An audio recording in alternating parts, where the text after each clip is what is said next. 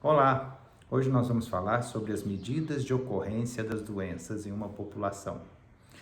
É importante lembrarmos que para analisarmos como as doenças ocorrem em uma população, primeiro é preciso delimitar qual é essa população, o período em que nós queremos analisar a ocorrência dessas doenças e as pessoas que estão nessa população suscetíveis a essas doenças.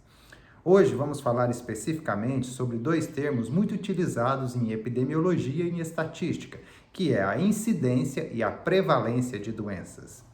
Bom, vamos começar pela incidência, que se refere ao número de novos casos de uma doença que acometem uma população em um determinado período de tempo. A incidência vai nos mostrar, em um período ao qual nós delimitarmos, qual o número de novos casos que aconteceram naquele intervalo de tempo. Também podemos utilizar a prevalência das doenças. A prevalência, ao contrário da incidência, ela vai nos mostrar o total de pessoas contaminadas ou de pessoas doentes em uma determinada população em um período de tempo que foi delimitado. Dessa forma, nós podemos analisar como que as doenças estão distribuídas em uma população e é possível, então, calcularmos também a taxa de incidência e de prevalência dessas doenças.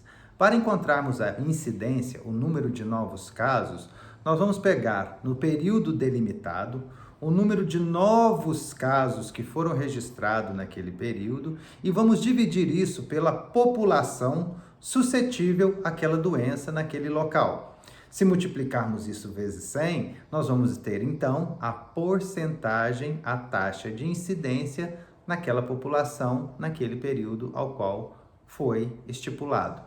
Para calcularmos a prevalência, agora nós precisamos saber, no determinado período que foi estipulado, quantas pessoas tiveram a doença, independente de ser novos casos ou de estarem doentes, ou seja, naquele período, quantas pessoas tiveram aquela doença. E aí nós vamos calcular a taxa de prevalência dividindo o número de pessoas que tiveram a doença naquele intervalo de tempo pela população suscetível àquela doença, e se multiplicarmos isso vezes 100, nós vamos ter então a porcentagem de prevalência daquela doença na população naquele período, tá certo? Espero que tenha ajudado e que esses termos possam ser muito utilizados agora na nossa vida acadêmica e